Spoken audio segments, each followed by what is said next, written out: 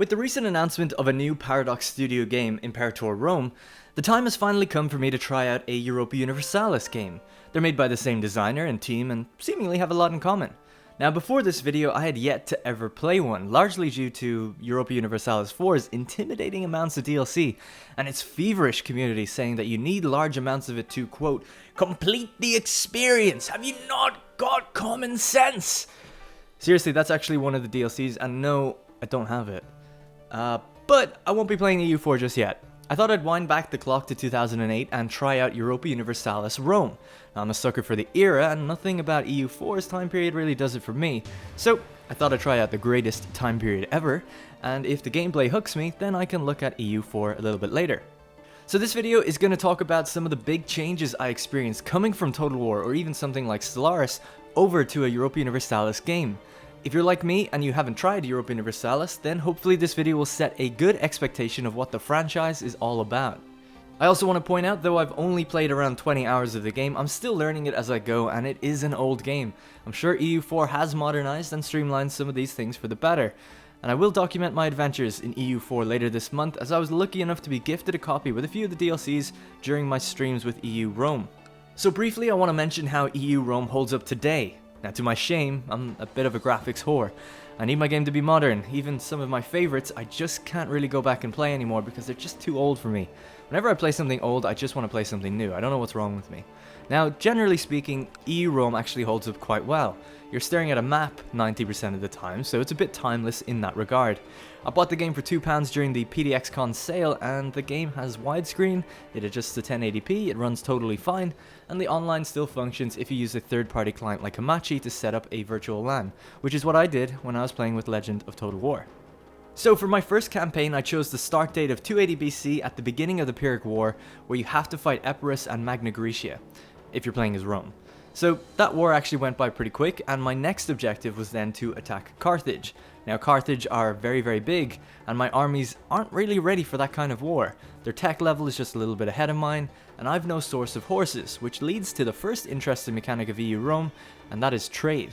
Every region on the map produces some sort of good. Every good does something. Wine lowers the chance of rebellion, of course. Stone increases fortification, iron allows producing heavy infantry, wood allows building ships, and horses, you guessed it, allows creating mounted units. Trade, however, isn't global, it's done region to region, so if you get horses in Rome, then only Rome can recruit cavalry, for instance. Without any horses, your army diversity will be fairly limited and you'll have a slightly harder time of winning battles when you're evenly matched. So my side objective was to find a source of horses, and a prime location was in Thessaly, owned by Macedonia, or Macedonia for our Hellenistic friends out there. So that set the scene. We're going to war with Macedon to acquire horses so that we can buff up our armies for a war against Carthage.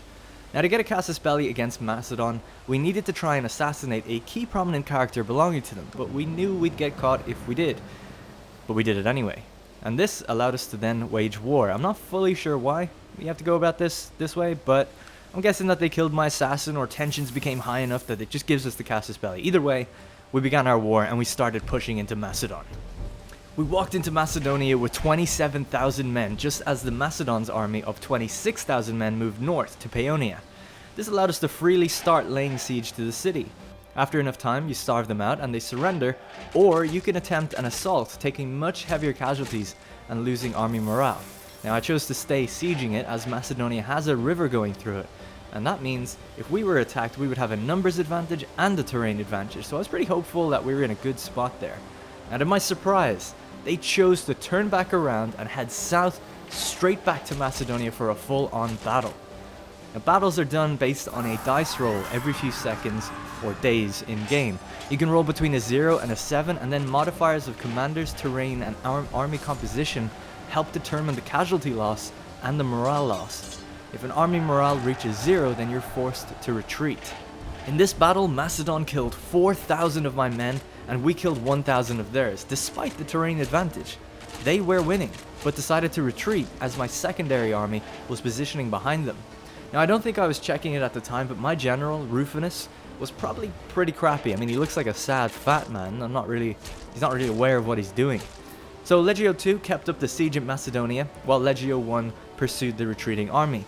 A few months later, Legio I under General Caudax engaged the Macedonians at Meidi. Our general was a 7-star general, but after a few bad dice rolls, we started losing heavy casualties too and had to pull back. We lost 7,000 men, and they lost 3,000. It seemed like their commander was just too powerful to beat unless we had overwhelming force.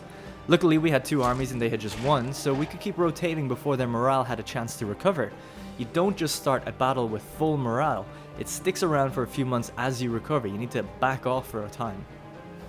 The other interesting aspect is that Macedon were running out of manpower. They had just fought a war with Illyria and potentially overextended themselves.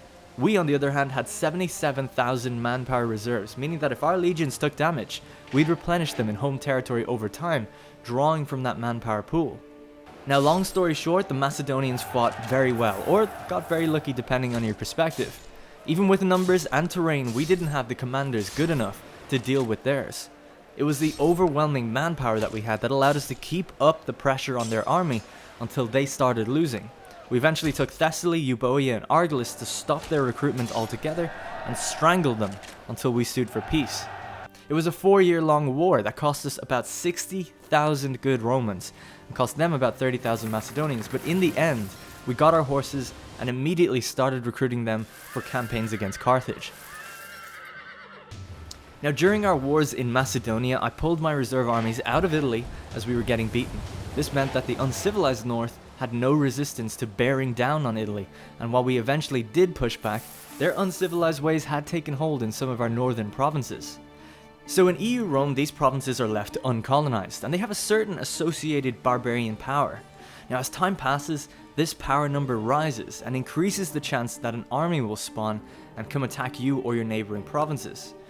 When the army spawns, it drains its barbarian power back down, and when the power is low, you can then colonize it and expand out a bit further. So basically speaking, the provinces on your borders that are uncolonized slowly get more powerful until an army appears, you defeat the army, and then you're able to move in and colonize if you meet the other conditions. The other conditions is that a colony can only happen if you have 10 population in a bordering province and 50 civilization value. There are things you can do to increase this, such as trading with the civilized region, having a charismatic governor, and building appropriate buildings, and then over time, you will just accumulate more civilization value and your population will grow. Eventually, we pushed back the barbarians and started colonizing outwards. Each new region grants us extra manpower and another tradable good to help our income. Carthage had been doing pretty well as well while we'd been busy in Macedonia, so more territory is required to keep up with them. They've been in a very long war with Sparta for about 10 years, driving up their war exhaustion and causing Corsica and Sardinia to have a full-on revolt. This allowed us to swoop in and pacify those territories for ourselves. In those years, we also took care of the Illyrians, bolstering us a little bit further. Now, a drawback to owning those regions in Illyria is that they border the uncivilized north, so they are prone to invasions every so often. It kind of means that we need to leave a patrol force around or risk losing a lot of progress, as these colonies are very vulnerable to being completely wiped off the map. My final ambition was to take out Tarconensis, an Iberian tribe that had taken the Volcae and Emporion territories from my ally Massilia. And when I arrived over there, the Volcae had completely revolted with barbarians and it was just Emporion left to be taken. I'd hoped to create a tribute or a vassal, but it seems that in EU Rome vassalization just isn't an option. So I ended up annexing them. This might not have been the best idea considering it's such a fragile province, surrounded by barbarians and with a 10% revolt risk every month. Effectively, it meant that one of my legions would just have to stay there. So in my view, everything up to this point was going pretty much as planned. We were taking territories, advancing technology, subduing barbarians, and expanding our borders, all in a big effort to start attacking Carthage. It was a 20-year-long planning phase to tackle a nation that was rivaling us for our size. I was dealing with religion, invoking omens and increasing our nation's stability, and building a big reserve of manpower and funding a new fleet to rival the Carthaginians. But I was constantly overlooking something that is quite important, and that is the Senate. Still partly a mystery to me, though I've read a lot about how to help it, is dealing with the characters in EU Rome. There's just so many, each with loyalty, special traits and allegiances to different parties. I was often not fully reading the messages that popped up. Rome at this point is still a republic, and as a consul, I have to obey the wishes of the Senate. I cannot perform certain actions without enough Senate support. It got so bad that at one point I couldn't wage war on Carthage as the populists in the Senate made up about 60% and I just didn't know what to do. Then, because their faction became so strong, we had a civil war. That army in Emporion defected and Illyria swapped sides, with pockets of territory around Italy swapping over to the civil war. For the next 5 years, I dealt with constant war and depletion of reserves. Barbarian hordes invaded and started pushing on Rome herself, but eventually several characters came forward gifting me soldiers out of their own pocket and allowed me to destroy the last army of the rebels, flipping the tables back to my side, ending the war.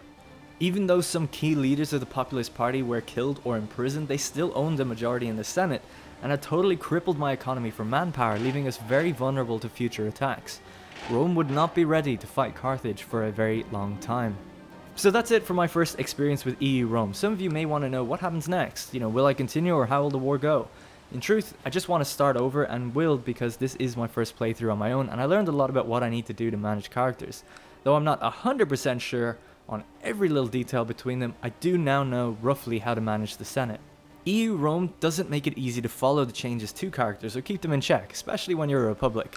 You can change to a dictatorship once a console rises to extreme popularity and you're getting enough tyranny, and it's something I want to focus on next time, is getting to really understand my characters, as it's such a huge part of the game and is essentially something I just ignored because of how archaic its implementation is. I mean, dialogue boxes appear telling you someone died or did something and I would just have no idea who any of them are.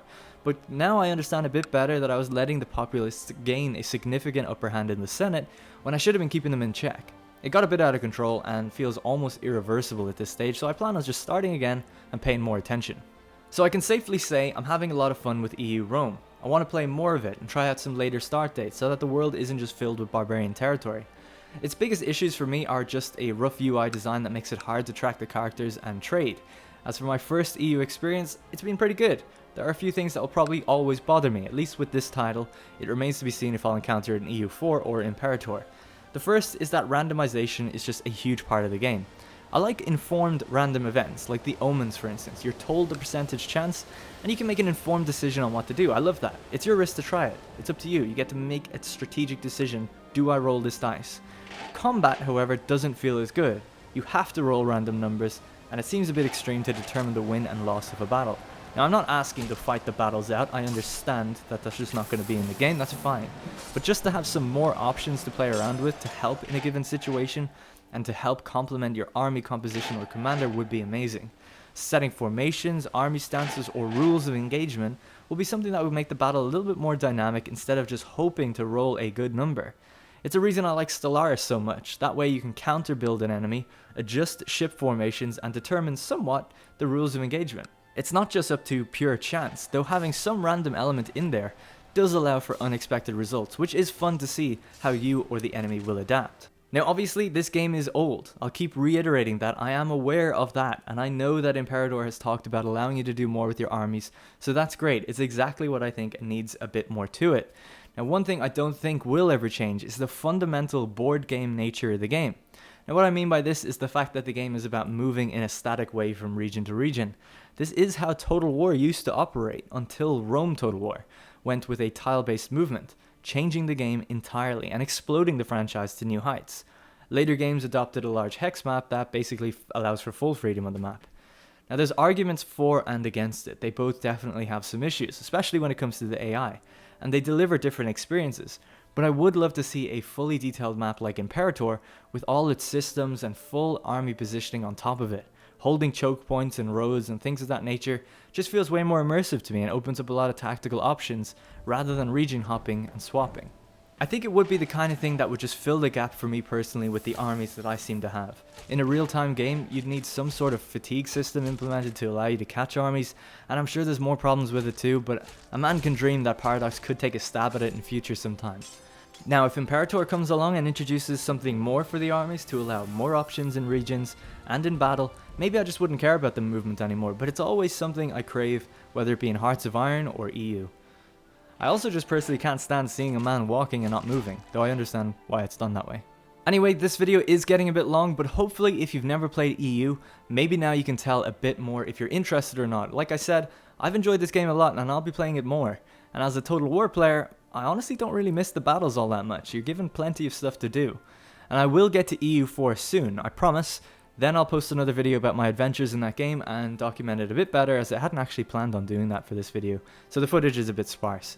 Now, in the more likely scenario that you've played EU4 and you think I'm being crazy with how I feel about some things I've said, just go easy on me. I am new to it. I have a very weird perspective on games in general, and I would never want to change something that a fan base is clearly digging a lot.